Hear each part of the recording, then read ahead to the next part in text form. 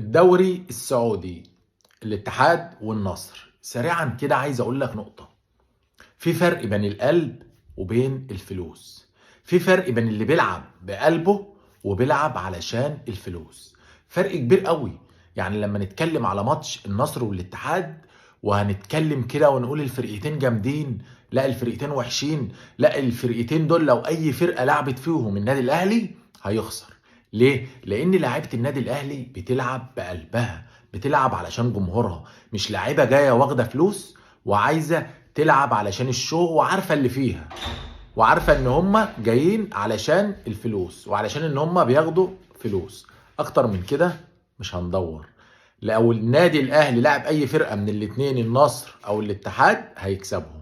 لو هنقيم الفرقتين الدفاع بتاعهم اي حد يكسبهم، واي حد يلعب على خط الدفاع بتاع الاتحاد وبتاع النصر. السلام عليكم.